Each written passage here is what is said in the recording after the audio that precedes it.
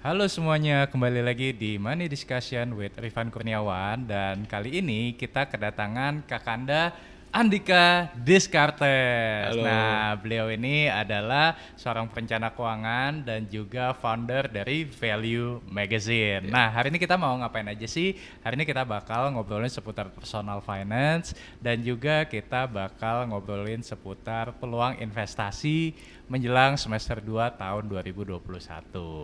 Oke, sebelum kita ngobrol lebih lanjut mungkin boleh ceritain nih lagi sibuk apa aja sih Bro sekarang nih? Oke, thank you Bro Rifan udah ngundang gue di sini gitu. Jadi kalau sekarang sih gue sibuk masih dalam proses penjualan kan. Di minggu-minggu ini kita lagi jual majalah seri terbaru gitu kan, volume terbaru dari Value Magazine gitu kan. Sama ya biasa gue masih kontrol dagangan yang lain, jadi gitu-gitu aja. Oke, nah nanti kita cerita tentang Value Magazine-nya juga ya. Nah tapi sebelum masuk ke situ nih gue pengen nanya dulu nih Bro. Ini kan belum lama ini ada fenomena postingan umur 25 harus punya tabungan 100 juta, cicilan rumah tinggal tersisa 20% dan lain sebagainya. Nah lo sendiri dari sisi financial planner memandang hal tersebut gimana Bro? Gue akan lebih prefer gini ya Bro ya, kalau ngomongin soal itu bukan dari sisi financial advisor atau apapun itu ya kan. Gue akan lihat dari pengalaman gue dulu ya. Gue 25 tuh ngapain gitu kan. Kalau gue lihat dibandingkan dengan, misalnya gue akan bikin perbandingan. Si Yos misalnya yang ada di sini, guys dia ada yang lagi take gue dan timnya Rifan lagi yang lain. Mereka tuh jauh lebih muda daripada gue 25 tahun lalu gitu kan. Jadi pas gue umur 25 tuh gue gak ngerti kayak ginian men. Ya kan. Gue masih susah juga cari duit ya kan. Gue masih ya main-main hal-hal yang sebenarnya gak boleh diomongin sama orang-orang di dunia finance juga gitu kan, yang gak masuk akal. Ya tapi itu gue lakuin pas gue usia 25 tahun ya kan. Dan kalau ditanya gue punya apa, 100 juta ya, 100 juta ya, gue gak ngerti deh. Gue kayaknya belum dapat deh 100 juta pasti itu ya. Jadi kalau sekarang kita tarik garisnya ke sekarang, ngomong apakah 25 tahun itu seharusnya punya duit 100 juta? Siapa yang mengharuskan? Ya kan? Teman gue belum sampai 25 tahun udah die. Ada kan? Kalau gue akan bilang gini, apakah ada korelasi antara usia dan uang?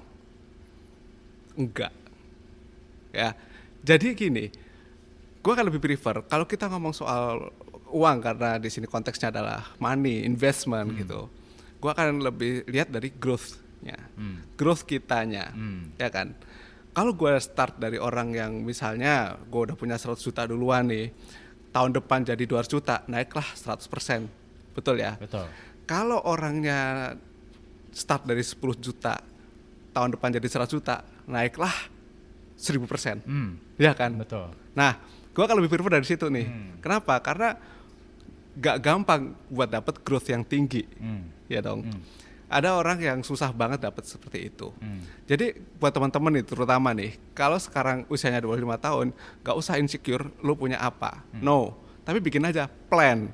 Lo mau apa tahun depan? Lo mau apa 2 tahun lagi? Itu lebih penting daripada, aduh kok gue cuma segini, teman gue udah segini. Gak make sense sama sekali. Gitu sih. Oke, nah berbicara mengenai tadi kan lo bilang soal kita jangan insecure.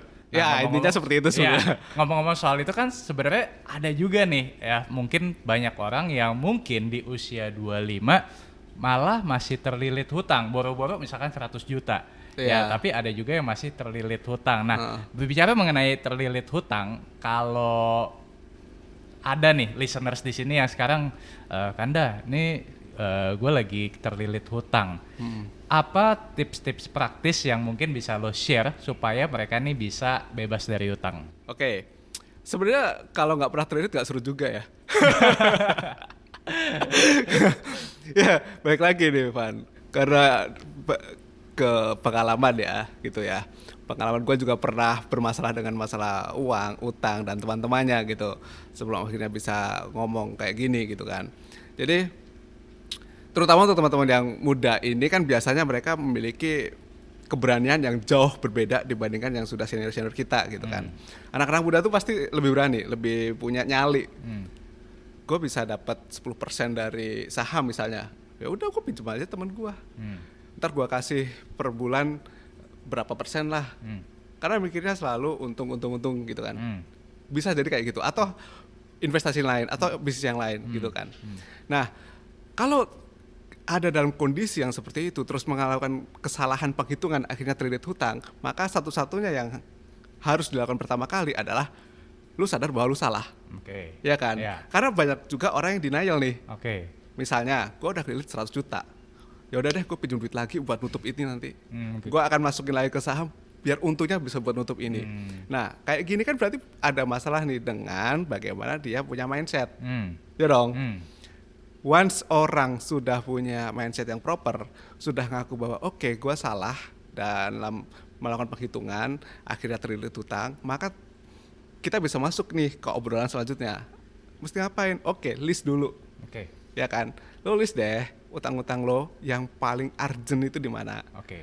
Dimulai dari situ. Urgent itu dalam artian masuk akal untuk langsung dilunasin atau dari nominal yang kita lihat. Kalau misalnya memungkinkan dari yang kecil dulu, ya udah yang kecil dulu. Ya kan? Atau ternyata namanya utang ini kan kompleks ya. Ada yang satu sisi disamperin debt collector, ada yang satu sisi diomongin saudara, ada yang satu sisi gede tapi bisa dinegosiasi. Nah, karakter utang ini diketahui dulu gitu. Berarti utamakan dari yang urgent dulu. Iya. Kalau dari sisi nominal atau bunganya itu pengaruh juga nggak sih? Sebenarnya pengaruh, bro. Sebenarnya pengaruh. Tapi balik lagi ke dalam kita lihat karakter utangnya ya. Kalau karakter utangnya misalnya bisa dinegosiasi, itu kita bisa utamakan untuk ya udah ntar dulu nih. Karena ada yang lebih membunuh misalnya seperti itu. Oke. Ya kan? Oke. Contoh, utang jangka pendek, bunganya gede, ya. Udahlah ditagih mulu tiap hari. Kalau nggak diancam ke WhatsApp teman-temannya yang lagi di pinjaman online lagi banyak itu. Nah, kalau kita nggak tahu karakter utang kita, itu bahaya. Ini kejadian banget. Kenapa? Banyak orang utang nggak tahu karakter utangnya, ya kan? Seneng deh duitnya masuk ke handphone ada notifikasi. Dia nggak tahu bagaimana konsekuensi atau karakter utang ini. Nah itu big problem sih. Berarti sebenarnya yang lo maksud ini lebih ke karakter yang utang tapi dari lembaga non resmi. Karena kan biasanya yang seperti itu kan yang lembaga non resmi, bukan bank kasarnya. Iya, ada beberapa yang seperti itu juga gitu kan. Okay. Nah, kalau case yang nyata ya di lapangan ya, utang itu bisa ada orang punya 10-20 utang.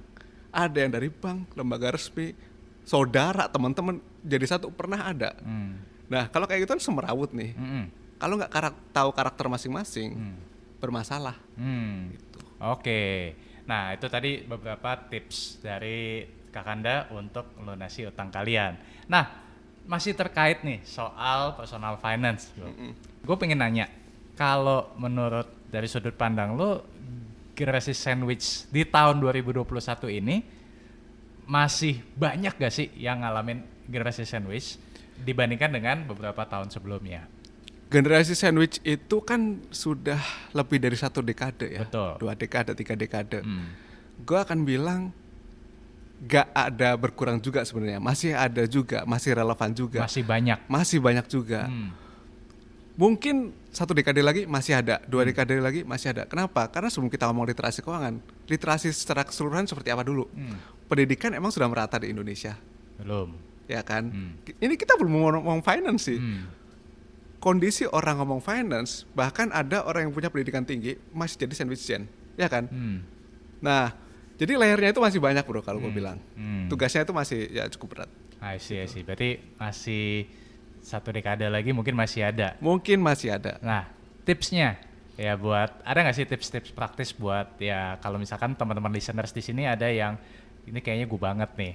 Gue sekarang harus support orang tua, bayarin uang sekolah adik segala macem gitu kan. Sementara nih gue pengen penghasilan gue mungkin belum cukup nih buat gue sendiri. Ada nggak sih tips-tips yang bisa lo bagikan? Kalau gue bilang gini, bro, sandwich gen itu memang masih akan panjang gitu kan. Tapi gue yakin orang-orang yang misalnya nonton ini gitu kan, atau nonton channel lo, atau sekarang udah ngelihat medsos-medsos yang financial advisor, saham dan sebagainya, gue yakin itu akan memperkecil peluang mereka menjadi sandwich gen, ya kan? Yang menjadi kekhawatiran adalah orang-orang yang tidak terakses informasi ini. Oke. Gitu ya. Nah, kalau orang-orang yang sudah terakses informasi ini, sebenarnya gue akan bilang gue optimis dengan kondisi 10 tahun atau 20 tahun lagi untuk mereka yang terakses ini. Oke. Yang dikhawatirkan adalah yang tidak terakses Yang ini. Tidak terakses. Gitu. Oke. Nah, kalau udah pada dengerin ya tinggal dilakuin aja yang udah sering Rifan bilang atau teman-teman advisor lain bilang, itu gue yakin lebih aman sih. Oke, nah sekarang kita ngomong kalau misalkan mereka yang mungkin sudah pengen naik kelas nih. Ya, jadi kalau tadi kan kita ngobrolin soal mereka yang terhimpit sandwich generation, jadi mereka masih harus survive, kemudian juga yang terlilit hutang. Nah, ini kan ada juga nih banyak teman-teman listeners yang mungkin bilangnya adalah dengan income sekarang udah lebih dari cukup deh, dan pengen naik kelas, pengen alokasi investasi. Oh iya. Nah, jadi ketika kita ngomongin investasi, sebenarnya ada nggak sih kalau menurut lu journey-nya seseorang dari yang tadi have no idea apa-apa ke mau coba investasi? Nah, ada nggak sih investor journey-nya kalau menurut lo? Kalau gua ada, kalau lu ada nggak? Ada. Kalau lu gimana dulu? Gue dulu. Oke. Kalau gue sering bilang gini, kalau misalkan yang low risk-nya dulu deh, ya gue bicaranya adalah dari risikonya dulu. Kalau misalkan have no idea, ya mungkin dari reksadana dulu, ya kan. Tapi habis itu mengerucut ke atau beralih ke saham. Nah, ketika saham ini jadi growth untuk memultiply asetnya. Yeah. Nah, setelah multiply aset, baru misalkan diversify ke instrumen yang lainnya, seperti misalkan kayak pendapatan tetap dan lain sebagainya. Nah, itu kalau versi gue. Kalau versi lo gimana, Pak? Itu versi yang benar sebenarnya kan, ya kan. Versinya kan sebenarnya ya kita mulai dari income dulu. Kalau kita ngomong bisa invest berarti income harus bagus gitu kan. Bukan artinya harus bagus, tapi income good, smart spending, jalan, ada uang yang bisa kita alokasikan untuk investasi seperti itu kan. Dan cara investasi yang benar ya benar kata lo tadi. Masalahnya adalah kan sekarang kondisinya banyak yang tidak melakukan seperti itu. Misalnya langsung high risk, langsung tembak, langsung hajar gitu kan. Which is sangat normal untuk kita ketika seumuran itu. Ya kan? Karena gue juga melakukan gitu. Super high risk era itu ya kan. Setelah melalui kok hasilnya sebenarnya jadinya nggak bagus gitu kan. Jadi benar kita mulai dari yang bisa kita terima risikonya, seperti yang lo bilang tadi. Dan kalau dibilang risiko itu akan makin besar ketika kita nggak tahu something kan, ya kan. Ketika kita pengen sesuatu yang cepat, udah risikonya udah pasti gede banget. Kita pinter, kita berani baca, tapi kalau hasratnya terlalu tinggi, ini jadi masalah, betul ya? Nah, kalau journey-nya sendiri, gua nggak ada perbedaan yang signifikan dengan yang lo bilang tadi. Mulailah dari yang gampang, mulailah dari yang dimengerti, habis itu yang high risk gitu sih. Jadi tetap perhatiin risikonya dulu. Secara logika seharusnya investor itu melihat risikonya dulu, ya kan? Kalau yang diomongin hanya masalah profit, berarti dia blank. Atau memblindkan diri sendiri. Tapi meskipun kan itu banyak kejadian sekarang loh. Ya kan? Berarti sebenarnya kalau menurut lo itu hal yang benar atau tidak? Ketika kita bias ya, gue cuma mau lihat profitnya saja, terus bias. Kalau konsekuensinya hanya untuk dirinya sendiri, gue nggak akan menyalahkan. Contoh, gue akan masuk ke instrumen ini dengan potensi profit 100% dalam waktu sebulan. Kalaupun kalah, gue nggak akan ganggu orang lain. Silakan, no problem. The problem is orang yang datang ke gua itu bukan si pelakunya langsung, tetapi misalnya kalau nggak pasangannya, keturunannya atau anaknya. Nah itu core problemnya. Kalau kitanya sendiri, misalnya, kenapa gua bilang gua bisa cerita investasi-investasi yang bermasalah? Karena gua dulu juga melakukan, misalnya gitu. Dan ini jangan dicontoh ya guys ya, ini jangan dicontoh asli, nggak nyaman. Tapi gue nggak pernah sekalipun gue minta di cover oleh orang tua gue oleh saudara gua, teman-teman gua, even mereka nggak ngerti. Oke. Jadi ya udah yang ketiba gua gitu loh. Jadi lo responsible atas action yang lo ambil. Betul. Masalahnya sekarang kan banyak yang enggak, ya kan? Ketika gua menjadi advisor, terus klien datang untuk beresin masalah seperti itu, mereka adalah membawa timpahan masalah. Ya memang ada 1-2 yang Kakanda gua habis investasi bodong, kok bisa, karena risknya tinggi banget, karena profitnya tinggi banget, gue pengen masuk, tapi cuma 1 atau 2 orang. Yang kebanyakan adalah pasangannya atau anaknya. I see. Tuh, jadi kalau misalkan nih kalian ya atas action yang kalian lakukan untuk diri sendiri sih nggak masalah. Ya silakan. Ya karena ya itu tanggung jawab kalian masing-masing. Iya, tapi betul. Jangan sampai apa yang kalian lakukan ternyata bikin susah Sekelilingnya. pasangan, bikin susah Betul. anak kalian gitu ya. Yes. Maksudnya ya. Oke, nah kalau misalkan tadi kita udah bahas soal sedikit tentang personal finance. Sebenarnya yang gue pengen undang Kakanda ke sini karena gue pengen lebih ngulik soal potensi atau peluang investasi apalagi menjelang semester 2 2021 ini. Kita bahas satu-satu dulu lah ya. Karena Iya. kalau lo banyak ngobrolin soal saham, kripto, emas, obligasi dan lain sebagainya. Ini kita coba bahas satu persatu dulu. Kita mulai dari mana ya? Terserah lu, men. Saham dulu kali ya. Tapi ngapain lu value investor nanya saham ke gua, men? Loh, kita kan harus bisa harus ambil sudut pandang dari berbagai perspektif. Oh, iya, loh, iya. ya Oke, kan? oke. Nah, oke, kita ngobrolin saham dulu deh. Ya. Kalau menurut lo gimana nih saham menjelang semester 2 nanti, Bro? Oke, kalau gua bisa katakan ya, karena momentum kenaikan ekonomi ini masih positif ya, gua masih sangat positif juga melihat bagaimana sektor kita di saham ini gitu kan, di perusahaan-perusahaan ini. Apalagi kalau misalnya kita ngomong dari sisi pemerintah masih menggelontorkan uang gitu, masih support ke bisnis di Indonesia gitu kan. Memang agak-agak challenging ya. Kemarin sempat ada berita dari Amerika Serikat, terus masih ada kisruh global yang bikin agak-agak tertahan nih ya kan bursa kita gitu kan. Tetapi so far kalau gue bilang untuk jangka menengah jangka panjang sih gue masih oke sih. Dengan valuasi yang masih menarik ya. Karena gue kan bukan day trader gitu ya. Yeah. Gue beli tapi akan kita tahan untuk tempo agak lama gitu kan, gue masih memandang itu positif. Oke. Gimana kalau lu, men? Sekarang gue tanya. Kalau gue sharing. Ini di sini gue hostnya. Oh gitu Gua ya, ada hostnya ya? banyak. Gak dikasih tahu sih Yos. Ya gue sedikit aja. Jadi kalau gue sama lah, gue positif ya. Apalagi dengan kemarin kan kalau di bulan Maret itu kan sempet gue bilangnya adalah ini ada potensi untuk koreksi nih dan ini ternyata koreksi ke di bawah 5.800 kemarin kan, dan ya gue optimis bahwa semester 2 itu kita akan masuk periode bullish lah gitu. Cuman sampai berapanya ya ntar kita lihat gitu. Nah, kita ngomong lebih spesifik lagi nih, Bro, soal kalau lu ada kayak sektor-sektor unggulan nggak? Nah, kan ada banyak nih sektor. Kalau sektor unggulan ya, gua itu untuk tahun 2020, tahun sekarang, gua suka sektor komunikasi. Gua suka sektor itu. Nah, kebetulan sekitar bulan 3 atau bulan 4 kemarin ya, gua lagi rombak-rombak portofolio.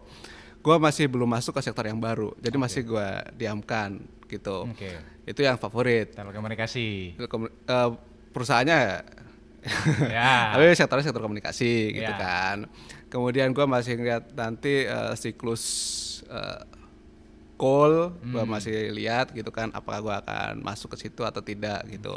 Karena kan biasanya kalau gue udah beli itu nggak gue cek-cek lagi, jadi gue harus firm dulu nih sektor ini kira-kira siklusnya mau berapa lama gitu kan, atau perusahaan ini kira-kira akan sampai kapan. Nah, gue harus memperhatikan itu karena kan yang gue pikirin di sini bukan hanya porto di bidang saham, tapi porto gue yang lain gitu sih. Oke, nah berarti tadi ada sektor telekomunikasi, ada sektor call dan juga cyclical industry lainnya lah ya.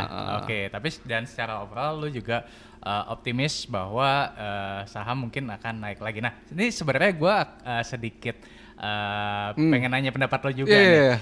Kan banyak nih yang bilang bahwa saham nih lagi sepi ya kan, kapitalisasi nilai transaksinya dari Iya. yang kuartal 4 kemarin 13 triliun, kemudian sempat Oh iya drop iya. ke 7 triliun di bulan Maret Heeh, April ya heeh, kan, terus tapi kan belakangan udah naik lagi ke 12 triliunan nih. heeh. Kalau menurut lo itu kenapa dan apa sih penyebabnya, kenapa sih? Kalau gue bilang memang gini ya bro ya, saham di kita itu kan masih dalam tahap berkembang ya. Iya. Negara kita negara berkembang, Iya. saham kita juga masih berkembang gitu kan. Ah. Kalau dibilang sepi sebenarnya nggak juga, Hmm. ya kan? Karena kalau kita ngerasain tahun 2021 ini, terus dibandingkan dengan tahun 2019, let's say 2018, 2017, perbedaannya juga nggak terlalu jauh, Hmm. gitu kan? Hmm. Kenapa perbedaannya jauh? Karena 2020 itu super bullish, Hmm. ya kan? Dari 3.900 something Hmm. sampai ke 6.300-an kalau nggak salah, ya kan? Berarti kan kondisi ini siapa sih yang nggak mau ke saham pas momen itu? Mau itu retail, mau itu big fund, ya pasti di situ semua gitu kan. Nah, sekarang karena kita ada dalam posisi yang normal, maka berasa sepi. Kalau menurut Seolah-olah situ. ya, Iya, seolah-olah karena sepi. pembandingnya tahun 2020 kemarin. Apalagi pas kuartal 4. Apalagi pas kuartal 4. Yang pas naik Iya, gitu ya. Iya. Jadi kan pas itu lo beli saham juga cuan gitu loh. Ya kan? Iya, iya. I see. Nah, tapi kan ada juga nih yang bilang bahwa transaksinya turun karena regulator menutup kode broker, dan Oh, iya, oke. ada juga yang bilang ada yang pindah ke kripto. Ngomong-ngomong soal kripto nanti kita bahas juga. Oh, oke. Nah, tapi kalau dari dua hal ini, lo setuju nggak sih dengan dua hal tadi? Enggak sih. Oke.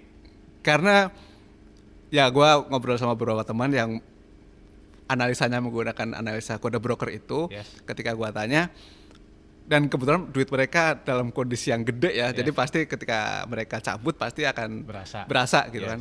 Kan gua tanya nih, kode broker ini akan ditutup, terus bermasalah nggak buat lu punya strategi? Yes, bermasalah. Terus gua tanya yang kedua, jadi lu nggak akan main di saham lagi? Gua akan main di saham tetap, tapi mungkin strategi gua yang di-adjust, adaptasi. Jadi gue bisa simpulkan gini men, orang-orang itu ya yang scalper senior yang sudah lama bermain gitu kan, mereka itu akan lebih adaptasi dibandingkan cabut, pilihannya itu. Oke. Adaptasi dibandingkan cabut. Yes. Itu poin menarik tuh. Jadi gua rasa meskipun ditutup kode broker sih mungkin ada sedikit penurunan tapi nggak signifikan. Oke. Ya, well, let's see. Kalau misalnya ada yang nonton video ini setelah bulan 6 ya, Ya. kita lihat. How about investor institusi, fund manager?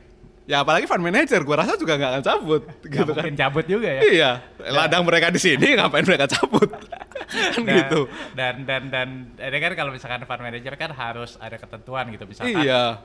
nggak boleh ada dana nganggur terlalu banyak, dan setahu gue mereka juga ada keterbatasan, misalkan nggak boleh masuk ke instrumen yang terlalu berisiko, which is Betul. misalkan kayak kripto gitu ya. Jadi Ya ada regulasi-regulasi yang harus dipenuhi sama mereka gitu. Ada yang di Oke. Indonesia. Oke, Gitu. nah tapi berarti dari segi dari segi volume, kalau lo lihat akan bertambah lagi nih ke depannya atau Akan bertambah tetapi tidak terlalu signifikan ya. Oke. Jadi gradually tapi normal gitu loh. Oke. Sama aja kayak kita lihat dari 2016 sampai 2019 ini gradually Iya. tapi normal. Iya, Melejitnya 2020. iya. Ya kan? Karena pandemi. Karena pandemi terus turun, tapi ya masih standar 2019. Iya. Gua sih bilang gitu. Seolah-olah doang kan, kalau kalian bandinginnya sama kuartal 4 jelas seolah-olah sepi ya. Tapi kalau dibandingin sama Iya sih, 2019 ya normal aja. Ya teman-teman bisa lihat sendiri di IDX karena gue sempat lihat ya, signifikannya tuh nggak terlalu tinggi gitu sih. Oke. Kan itu data yang ngomong bukan gua jadinya kan. Yes. Data lihat aja gitu. Oke, nah kita masuk ke instrumen yang kedua, kripto. Nah, gimana? Oh gitu. Kripto itu gini bro, gua agak khawatir kalau ngomong kripto gitu kan. Karena sangat mudah untuk ada kesalahan asumsi gitu ya. Kan kalau dulu kripto itu kan memang untuk community kan. Kayak kita lihat dari yang Bitcoin lah. Bitcoin 100% untuk community gitu kan, miners gitu kan. Dan orang-orang ini memang teknologi edik kali ya, Hmm. ya kan, teknologi enthusiast gitu kan, yang masuk ke dunia finance. Terus kalau misalnya kita lihat sekarang, sebagian besar kripto itu kan diisi oleh teman-teman yang pengen cuan cepet nih. Hmm. Nah ini yang bahaya, Hmm. yang bahaya. Kenapa? Karena kalau gue bilang, gue percaya sama masa depan kripto, tetapi gue nggak berani betting terlalu tinggi di cryptocurrency, Hmm. gitu. Hmm. Even setelah gue pelajari juga, gue tetap ada aset-aset gue di kripto itu ada. Kenapa? Karena satu, memang untuk valuasi gue ya, untuk nyimpen valuasi di situ. Yang kedua untuk riset. Hmm. Riset apa? Ada yang riset NFT, lukisan, ada yang riset blockchain-nya kayak gimana sih? Gua riset sendiri kan, kalau misalnya di situ mau nyobain satu platform mesti pakai uang yang di platform itu. Betul. Ya kan? Nah, gua pakai buat situ. Jadi kalau dibilang kripto gua apakah gua sering trading kan? Ada alokasi yang untuk main trading future, ada. Tetapi sebagian besar memang buat gua nyobain nih. Gua ada uang di exchanger yang memang disimpan untuk jangka panjang. Tetapi ada juga yang di wallet-wallet untuk digunakan di platform-platform itu. Oke. Jadi kalau dibilang apakah gua melihat kripto sebagai masa depan? Iya, tetapi tidak untuk semuanya. 9.000 bos koin di dunia. Udah banyak banget ya. Iya, paling yang bagus berapa? 200, 300 mungkin. Ya kalau 9.000 nggak mungkin semuanya kan? Iya.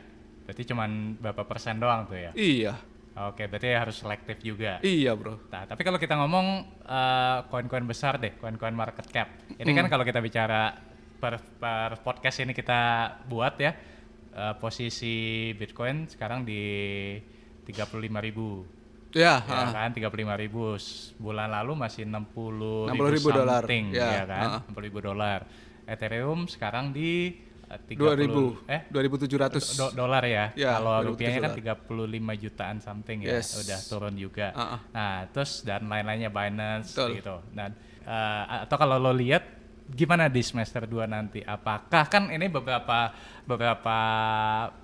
ada yang bilang bahwa bisa jadi akan ada koreksi seperti tahun 2018.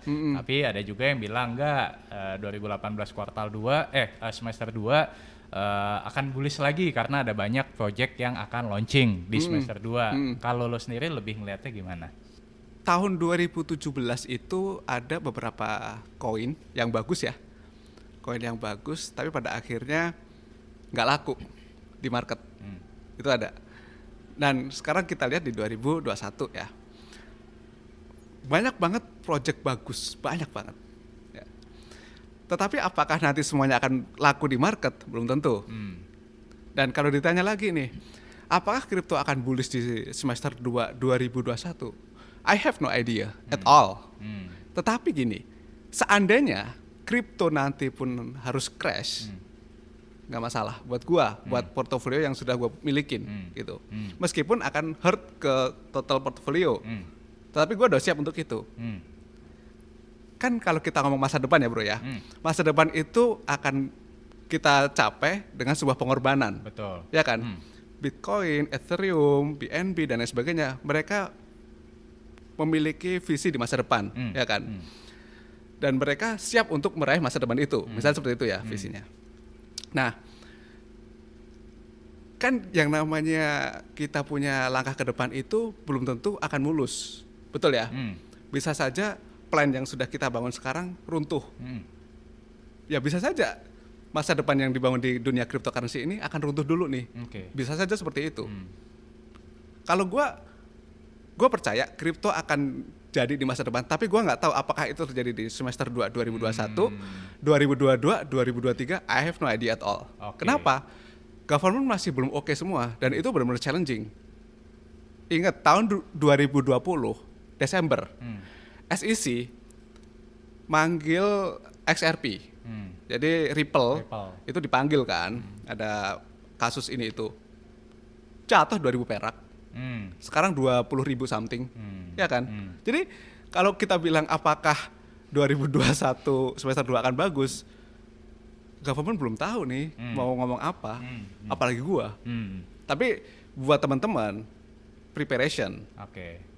punya portofolio di kripto itu bagus, tetapi kalau betting ya jangan sampai, hati-hati. Oke, jadi alokasi dananya ya. Iya. Nah, bicara mengenai ini kan kalau gue lihat di sosial media nih, banyak juga yang suka membandingkan gitu antara Apa? saham dan kripto.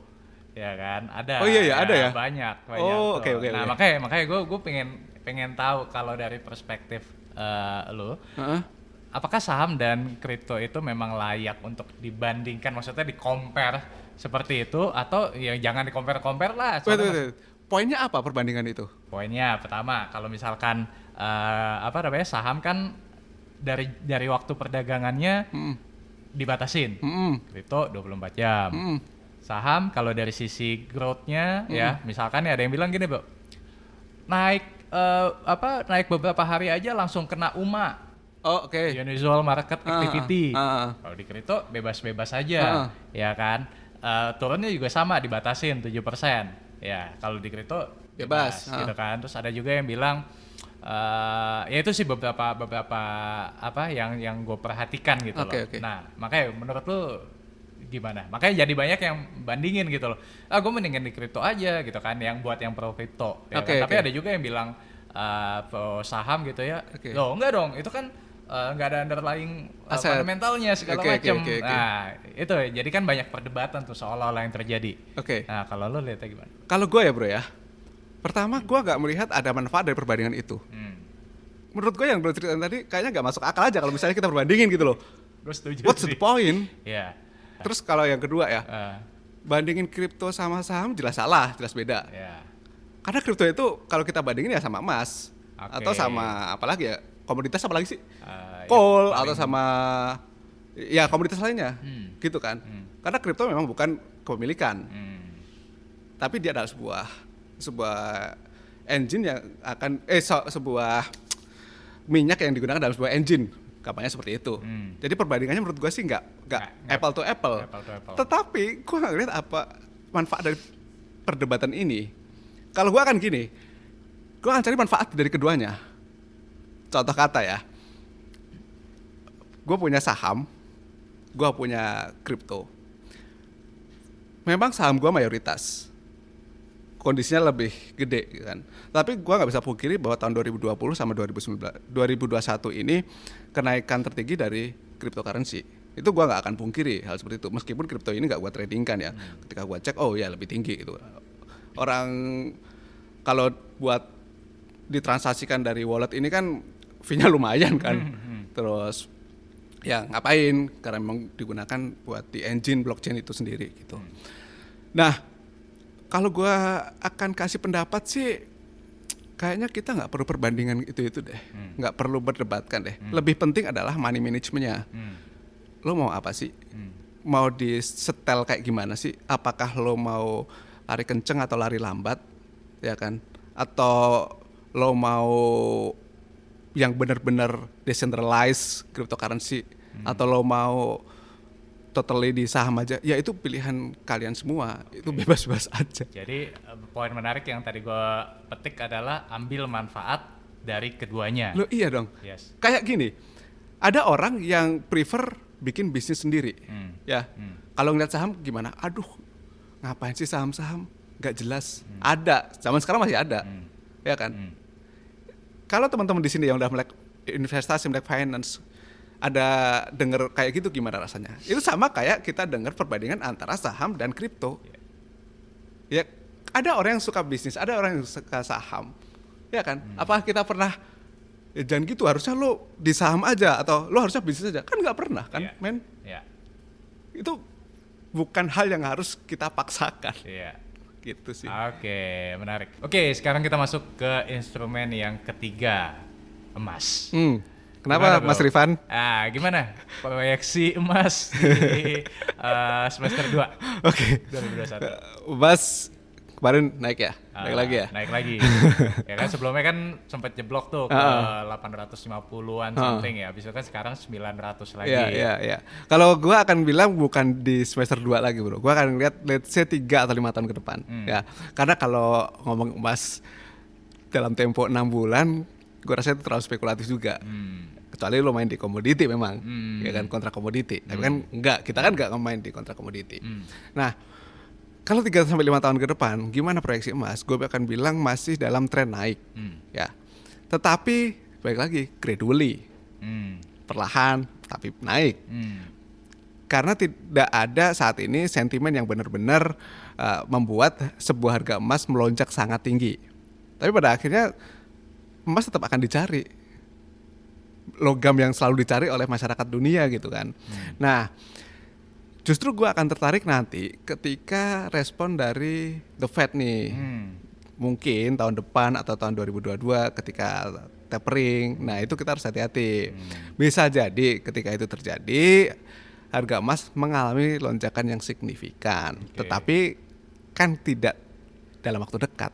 Gitu sih. Tapi kan ada yang bilang salah satu penyebab emas naik lagi belakangan ini karena misalkan inflasi AS yang naik ke 4%. Dikhawatirkan The Fed akan tapering lebih cepat. Nah, kalau menurut lo mungkin itu belum akan terjadi ya?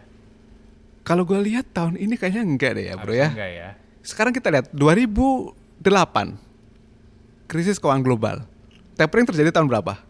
2013 wacananya muncul, 2013 tapering mulai berjalan. 4-5 tahun. Iya kan? Itu krisis keuangan. Sekarang krisis kesehatan nih bro, plus jadinya keuangan deh. Ya. Kemarin kan munculnya wacana tapering itu karena inflasi naik, tetapi batal karena pengangguran masih tinggi, belum mencapai target, ya kan? Jadi dengan kondisi seperti ini sih, gue rasa tapering paling cepat ya tahun depan. Tahun depan ya, oke. Berarti masih aman juga ya? Seharusnya iya. Oke, sekarang yang keempat, gimana dengan reksadana pendapatan tetap? Obligasi dan teman-temannya berarti ya? Obligasi dan teman-temannya yang fixed income lah. Fixed income gue rasa juga masih akan positif sih bro. Meskipun awal tahun 2021 mengalami penurunan ya. Tapi gue rasa nanti ketika tutup tahun 2021 akan ada di angka yang positif sih. Oke. Iya. Yieldnya bakal naik? Yieldnya mungkin naik tapi gak signifikan ya. Balik lagi, kita benar-benar mengalami lompatan itu akhir tahun 2020 dan 2021 ya. Kalau kita berharap nanti yieldnya naik di 2021 kayaknya sih enggak ya. Oke. Nah, tadi kan kita udah bahas tuh ada saham, ada kripto, ada emas, ada fixed income. Sekarang kalau misalkan gini, ada satu orang misalkan datang. Kanda. Jadi kalau aku punya uang, let's say misalkan biar gampang deh, 100 juta misalkan. Berapa persen nih alokasi yang sebaiknya ditanamkan di keempat instrumen ini? Kalau lo dihadapkan pada pertanyaan seperti itu, what would you say? Oke, gampang bro, gampang kan. Biasanya kalau posisi sekarang kan lo yang nanya ke gua nih, ya kan? Pan kalau lo mas 90% saham, 10% kripto. Kalau lo yang nanya kayak gitu. Kan? Karena kalau orang tanya gitu ke gua, kita pasti ngobrol dulu kan. Nah, makanya yang jadi masalah sekarang itu adalah orang menggampangkan dengan persentase-persentase tanpa dia tahu gimana sih background orang itu. Kan gitu ya. Beda loh. Contohnya gini. Orang yang tidak terbiasa untuk berinvestasi, mau beli saham aja deg-degan men. Mau buka rekening takut ketipu. Ada loh. Ya kan? Apa ya lo mau masukin itu ke saham? Kan enggak. Bisa stres dia nggak tidur. Tanggung jawab kita kan enggak. Iya kan? Jadi gua akan ngobrol dulu nih. Dan itu adalah sebuah keharusan. Kalau misalnya kita mau ngasih tahu orang, jangan sampai kita judging ke orang tanpa kita tahu bagaimana sih background dia, gimana sih karakter dia. Itu kejadian di medsos itu banyak banget. Ya kan? Cuman ngelihat sebuah postingan terus judging, lu harusnya kayak gini-gini. Padahal they have no idea. Gitu sih. Oke, berarti sesuaikan dengan karakter masing-masing. Karakter jelas. Oke. Nah, sekarang gue mau ngobrol-ngobrol dikit tentang Value Magazine. Oh iya. Nah, kan kemarin baru, ini pas podcast ini dibuat, kemarin baru rilis yang volume 9. Iya, betul, ya? betul. Nah, itu kan berarti udah perjalanannya lu dari awal 2020 ya? Iya, kalau untuk Value Magazine dari 2020. 2020 Awal sekarang. tahun. Awal tahun Iya. ya kan, itu setiap 2 bulan sekali. Sekarang di bulan Juni Heeh. rilis yang volume 9. Iya. Nah, ini kan mungkin ada teman-teman listeners yang belum tahu apa iya. itu Value Magazine. Mungkin lu bisa cerita dikit apa itu Value Magazine. Kalau Value Magazine emang sebuah majalah finance ya, dimana kalau majalah finance biasanya kan yang jadi top model di depan itu kan kayak presidir, CEO ya, yang keren-keren, pakai jas dan sebagainya gitu kan. Nah, gue akan bawa perubahan majalah finance dengan cover model-model atau seni, tapi isinya ya kita ngomong soal finance, tapi dengan bahasa yang jalanan. Makanya gue sempat dikritik, men. Kayak misalnya gini, ini kayaknya majalah gak boleh kayak gini deh bahasanya, tutur bahasanya gitu kan. Tapi gue mikir kalau misalnya gue juga menyamakan bahasanya dengan bahasa yang ada di majalah-majalah lain, ya orang-orang yang nggak paham ekonomi tetap nggak paham, karena gue mau masuk ke market yang orang-orang nggak paham jadi paham gitu. Kalau orang yang sudah paham ya sudah orangnya sendiri lah, kayak gitu sih. Berarti lu pengen membuat ekonomi, investment itu lebih mudah dikunyah, Lebih mudah membumi. lebih membumi. Yes, I gampang see. dikunyah sama semua orang. Even orang-orang yang nggak punya background finance pun bisa ngerti. Oke, nah mungkin sedikit kasih bocoran tentang yang volume 9 nih, isinya apa aja? Nah, kalau volume 9 ini kita memang lebih dekat ke psikologinya ya.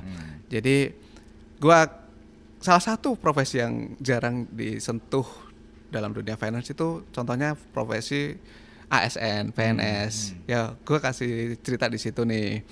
Gimana sih tipsnya untuk PNS biar financial planning-nya benar? Itu contohnya. Oke. Terus ada juga yang kita ngomong dari sisi hukum. Nah, kebetulan memang tim kita kan dari finance hukum, terus dari stock market juga gitu kan, kripto masuk ke situ. Jadi komprehensif tetapi lebih ke psikologi orangnya sih. Oke, nah kalau misalkan teman-teman listeners di sini mau berlangganan, caranya gimana? Oh, tinggal masuk aja ke valuemax.id ya, jadi di situ udah disiapin. Oke, valuemax.id. Iya, atau ke Instagram kita value.imax. Oke. Sebelum kita akhiri podcast kita kali ini, mungkin ada sepatah dua patah kata yang pengen Kanda share ke teman-teman listeners di sini. Apa aja? Boleh dari personal finance, investment, anything. Oke, kalau gua dari obrolan sekarang ya sama lo tadi ya, jujur yang paling perlu gua omongkan adalah kita nggak usah terlalu sering berdebat untuk hal-hal yang nggak perlu diperdebatkan. Kayak tadi kripto sama saham, mana yang lebih baik ya, mana yang lebih baik buat gua belum tentu buat kalian gitu. Atau emas sama obligasi mana yang lebih baik, baik lagi gitu. Jadi ambil saja apa yang bagus, manfaatnya yang mana, tahu risiko masing-masing, lakukan. Nggak usah gontok-gontokan karena itu buang-buang energi gitu sih. Oke, dan tadi overall banyak outlook secara umum investment lebih optimis ya di semester 2 nanti ya. Gua akan lebih optimis ya dengan sisi kesehatan yang makin baik ya. Ekonomi juga kayak macet juga udah di mana-mana. Ekonomi makin baik ya optimis lah gua. Logis aja. Karena gini, pada prinsipnya kita akan kembali ke basic manusia. Kenapa? Basic manusia itu mau cuan. Iya. Ya kan? Iya. Ketika semua orang mau cuan, ekonomi makin membaik. Iya. Gitu. Oke, gila ini nggak kerasa nih kayaknya udah panjang diskusi kita kali ini dan semoga bermanfaat juga buat kalian. Thank you Kanda buat Thank you, waktunya. bro. Oke teman-teman, sekian dulu episode kali ini ya di Money Discussion with Rifan Kurniawan. Stay tune terus untuk episode berikutnya. Bye-bye. Bye.